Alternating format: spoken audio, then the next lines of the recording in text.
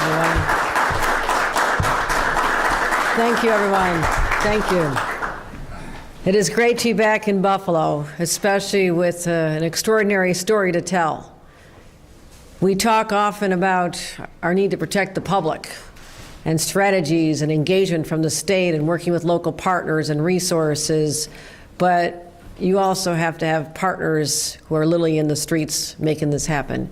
And I'm so proud that Buffalo has surpassed all expectations in terms of its crime rate. We'll be talking about particularly the most egregious crimes, shootings and homicides. And before we get started, I want to acknowledge some of these extraordinary individuals. Mayor Byron Brown, I want to thank you for embracing the responsibility to protect our citizens and your hands-on approach, working so closely with all of us and continuing to request the resources from the state necessary to help you do your jobs. You're doing an incredible job. So Mayor Byron Brown, thank you, and we'll be hearing from you momentarily. It also takes a district attorney to prosecute the cases and to make sure that justice is served. And I want to thank the district attorney here in Erie County. We've worked together a long time, John Flynn, and thank you for the work that you and your team are doing as well. I also want to thank our county executive here, who has to manage different kinds of crimes and has the city within his jurisdiction, but also manages what is happening out in our many 42 towns and cities. So I want to thank the county executive, Mark Polenkaris, for his role in making sure that people sleep safer at night and the work that you're doing.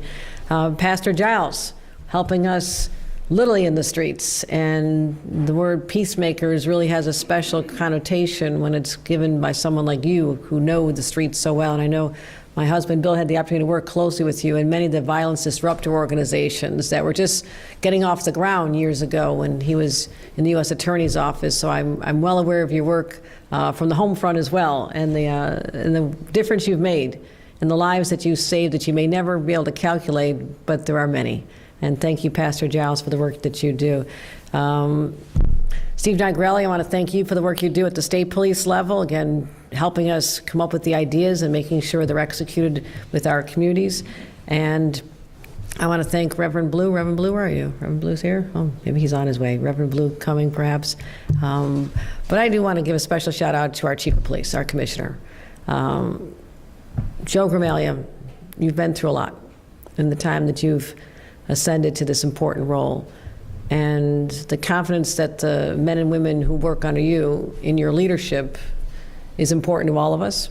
And when I saw you spring into action a little over a year ago after the May 14th shooting, it was extraordinary. You brought a sense of calm, a sense of urgency to the people, but a calm in executing your responsibilities. And so I want to give you a special round of applause for all you do here. Our Commissioner of the City of Buffalo Police Department, Joseph Gramalia. Thank you.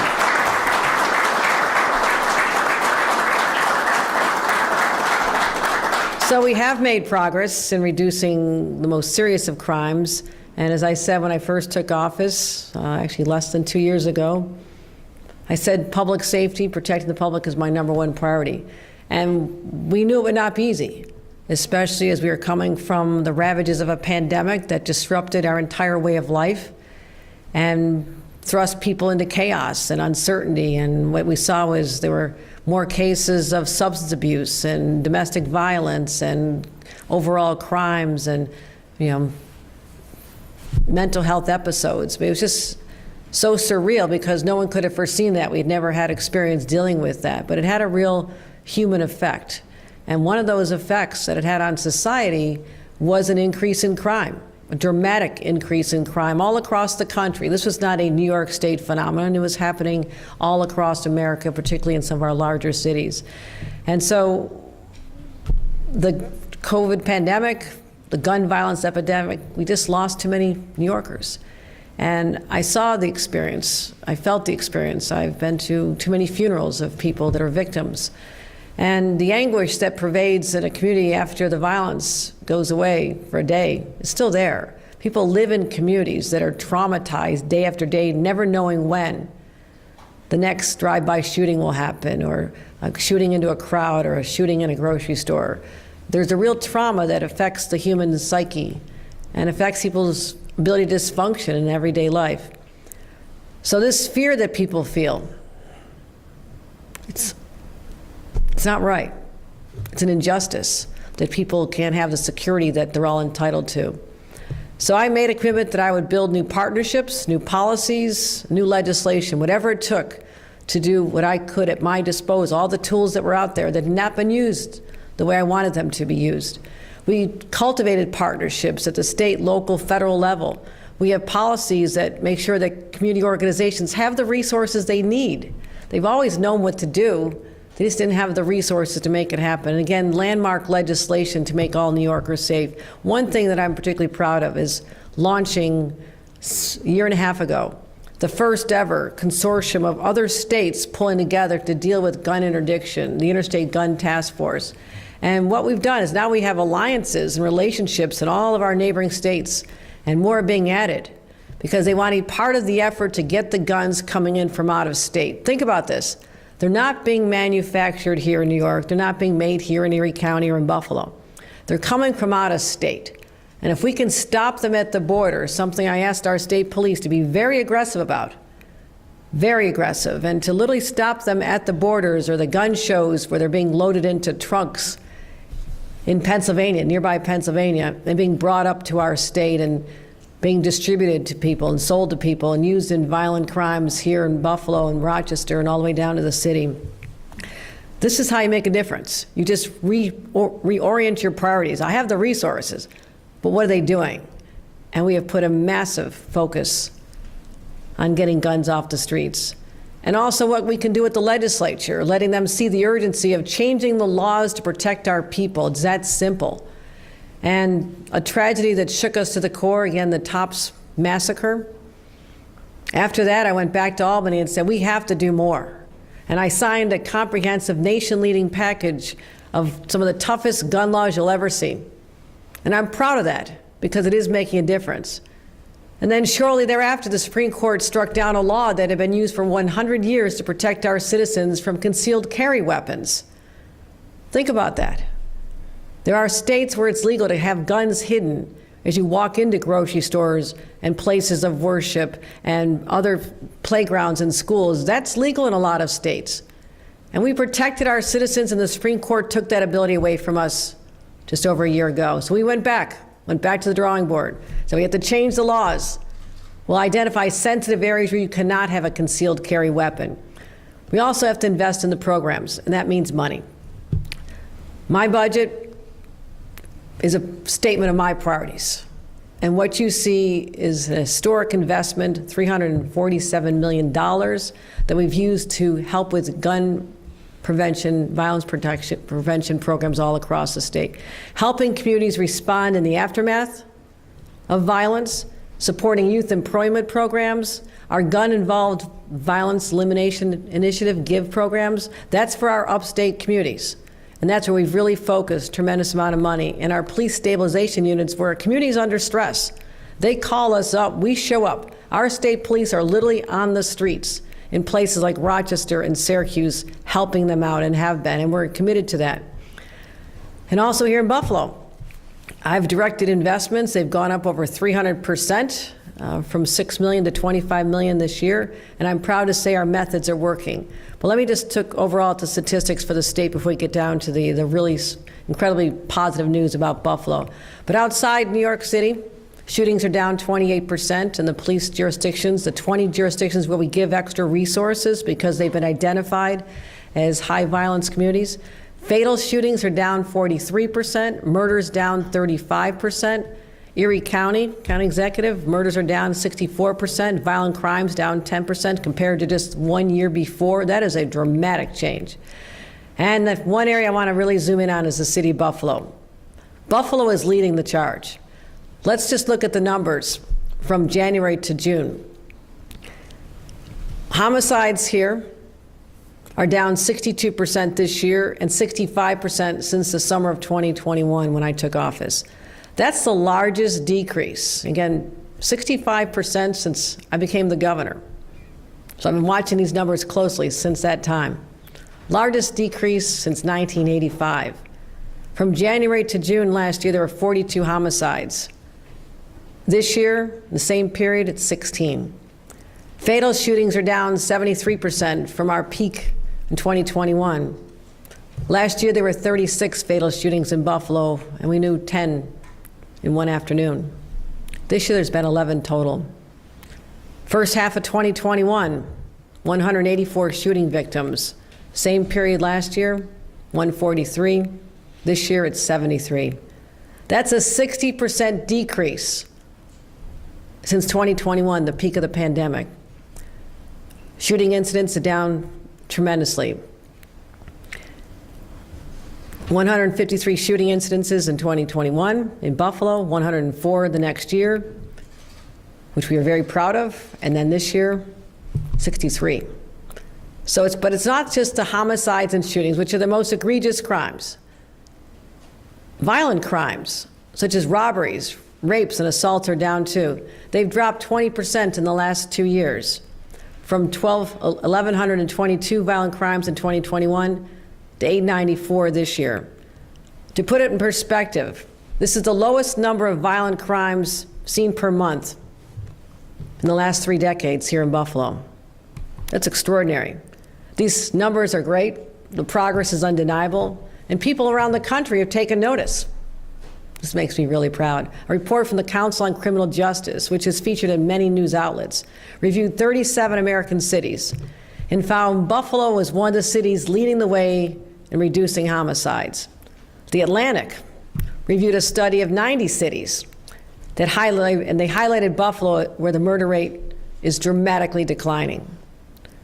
Again, we won't stop until these numbers are down to 0.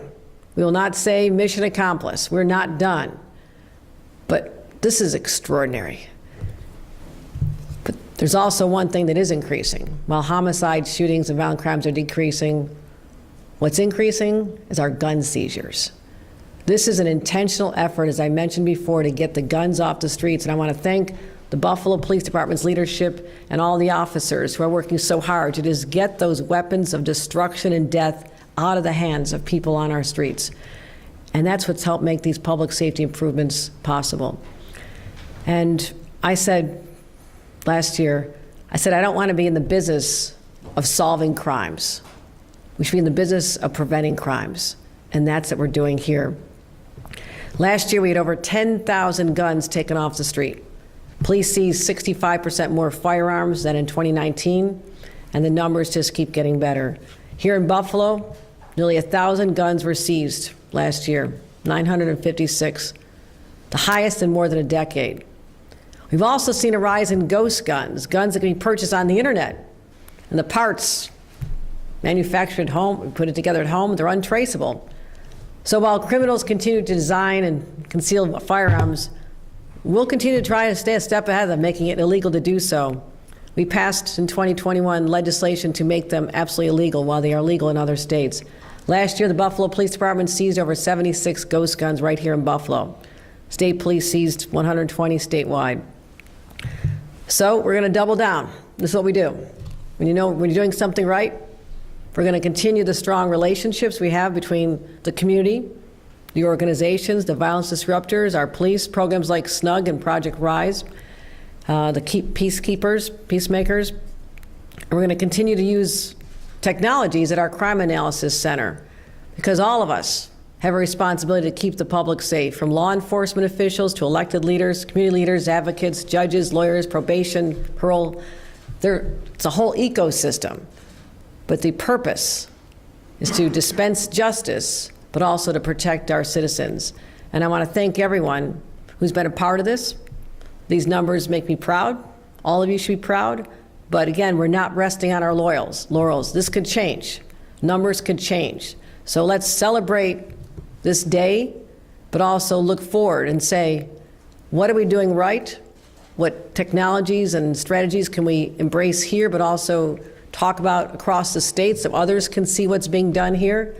But holding out Buffalo as a model this day is an opportunity for us to say they're doing it right, the numbers are trending in a positive direction, and more people are alive today in Buffalo as a result of these efforts. So I want to thank everyone. I want to thank the mayor and invite him to come up and tell him that this is an amazing day to be able to look at these numbers. I was going through my 6-month reports. I get briefed all the time on our crime statistics throughout the state. And I looked at the numbers for Buffalo and Erie County, and I said, we have to go to Buffalo. We have to celebrate this. This is a moment to say we are trending in the right direction, and this is incredibly positive news. Mayor Byron Brown.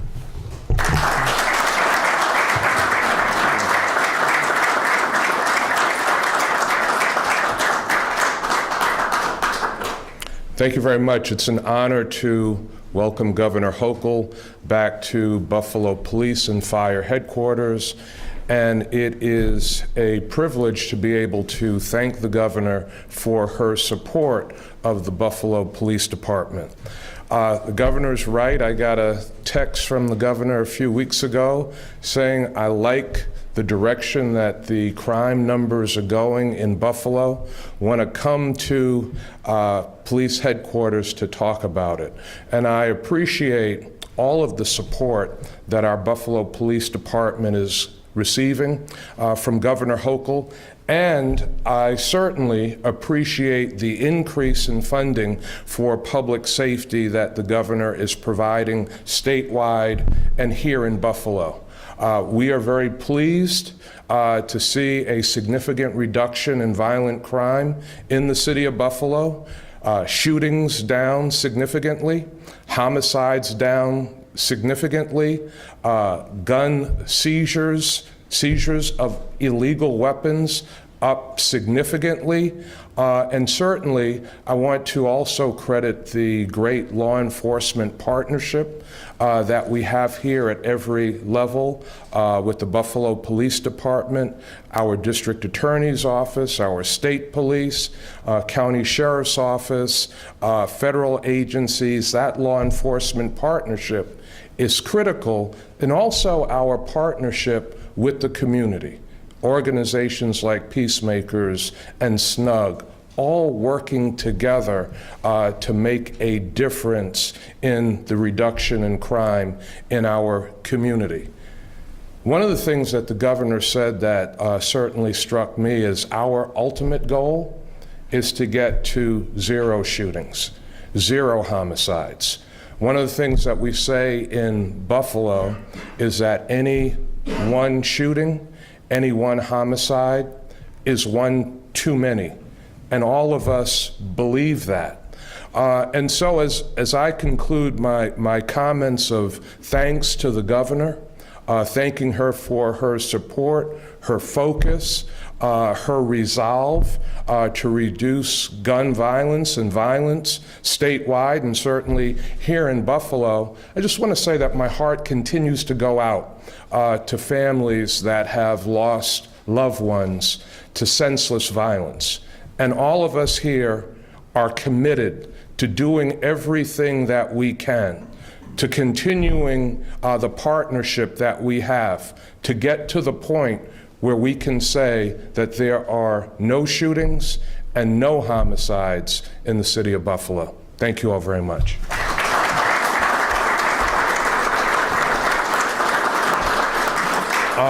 Now it is my great pleasure to introduce someone that works night and day on these issues. Our police commissioner, Commissioner Gramaglia, and his management team have put a significant plan in place that is working with the resources that we have received from the state and the great law enforcement partnership that we have in this region. It is my pleasure to introduce the Buffalo Police Commissioner, Joseph Gramaglia.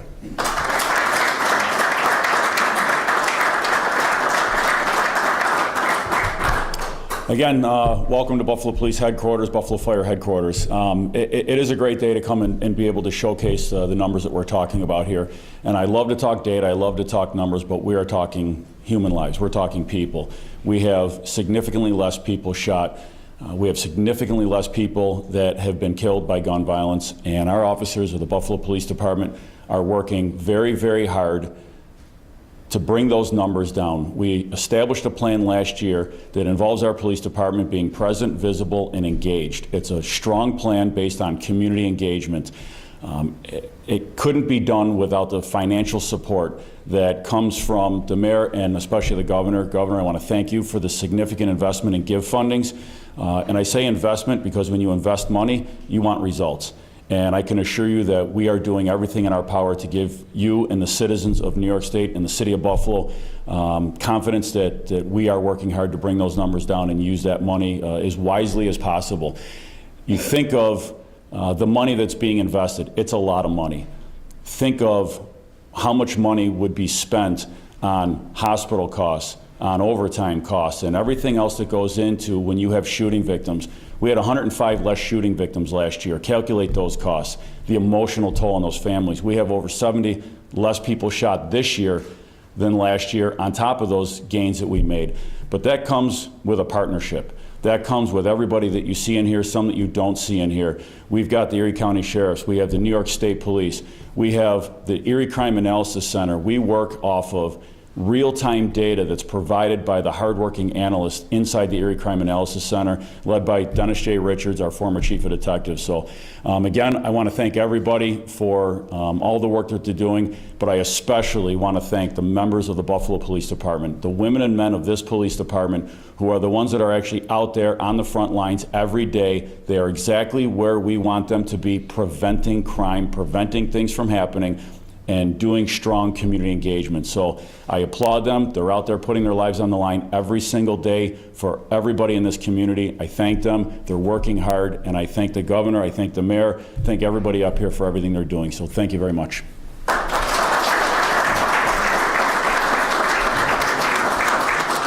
And I want to thank my partner in crime, John Flynn, the district attorney. His DAs are working night and day, and I mean night and day because they're getting called out in the middle of the night when there's a homicide, when there's a shooting. The district attorney's office and the partnership, we are seeing an increase in our clearance rates because of the hard work and the partnership with the DA's office. I thank all those district attorneys for all the work they're doing, and I thank my partner, John Flynn, if you want to come up. Thank you.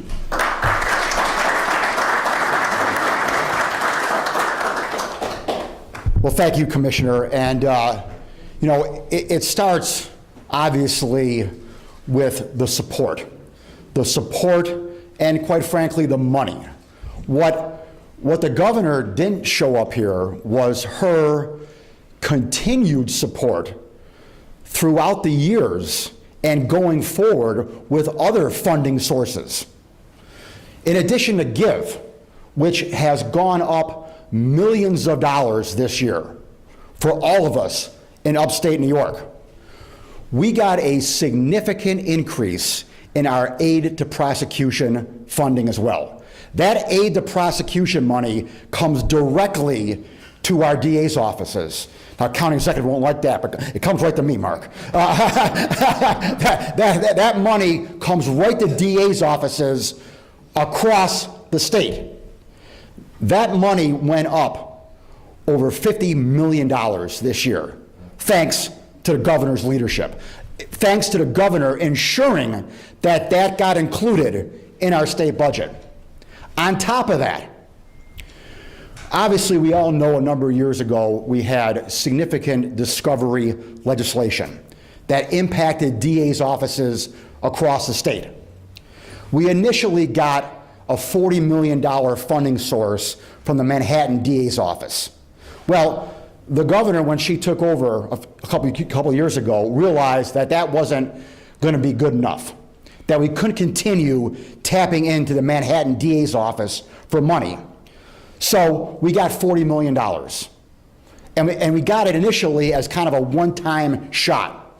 Well, due to the governor's leadership, that $40 million is now a permanent part of the state budget. And so that money, in addition to the GIVE money, in addition to the aid to prosecution money, is now going to come to DA's offices across the state. And Governor, we could not have done that without you ensuring that that got in the budget. And it was because of you and your leadership that that happened. And I can't thank you enough.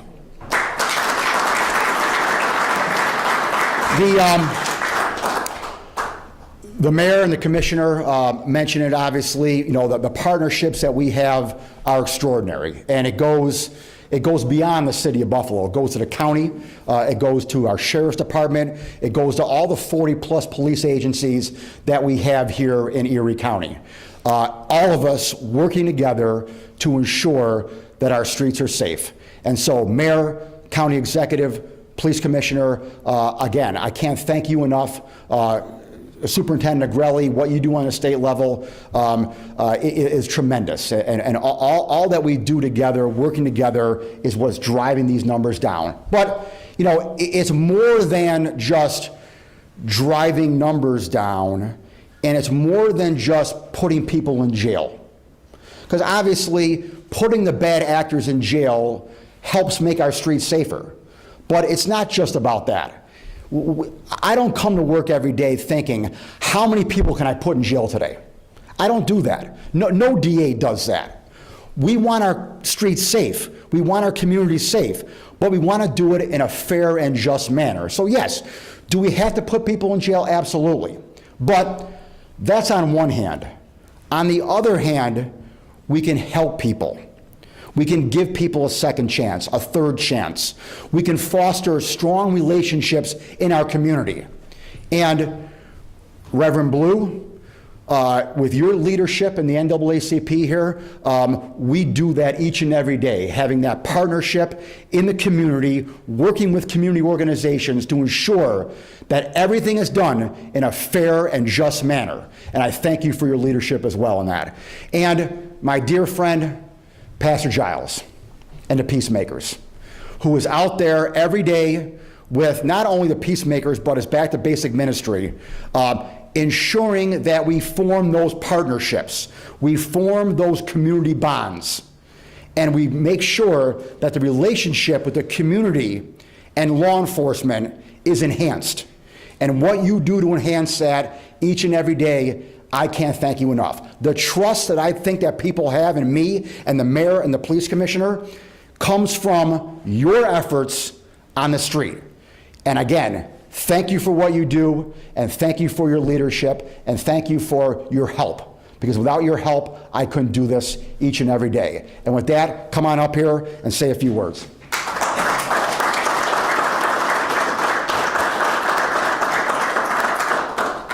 I want to thank everybody for being here. This is a very, very, very important issue, certainly to my heart. And Governor, I can't thank you enough for providing resources. See, we've always had in place.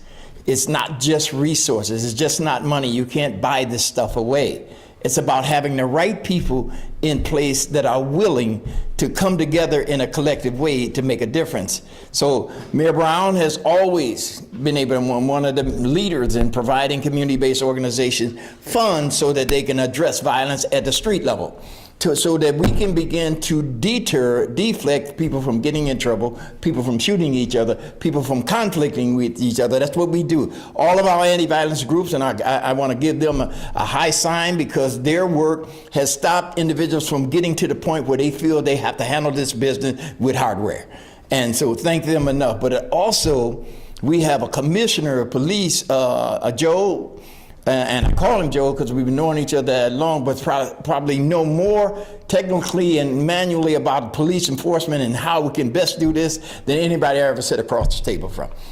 He knows this. He has a heart for this, and the police officers are getting the training that's necessary around community engagement. That builds relationships. All the chiefs, and I know all of them, right, are very concerned with community engagement. And once you build community confidence in what you can do, and you get community cooperation. The district attorney's office is doing something that no district attorney has done before him, and that is work directly with community-based groups, right? He's working with them to give people a second chance and kind of rolling it out with that. And more importantly, and I heard you mention this about interdiction strategies, I have been sitting at tables with massive law enforcement agencies all around at every level, deciding, listen, let's lean into this and let's lift Buffalo up, because Buffalo is having these high crime rates, but yet we do not manufacture or distribute weapons. We do not do that, but they have come together and very intentionally address this problem. And so it's really about having those funds, those resources has enabled those people with hearts, Governor, They always had a heart to do this stuff, but didn't have the necessary resources. I thank you so much, because we are showing and demonstrating, not only for the city of Buffalo and state of New York, any city and urban communities that's having this problem, you got to have the right people willing to work together and give everybody that they're working together with a sense of value. So, yes. I just want to thank everybody for coming out, all right, to support this. And Governor, we support you so much, right, and believe in you so much, because you understand the vision. God bless you. This concludes our program. Thank you all for coming.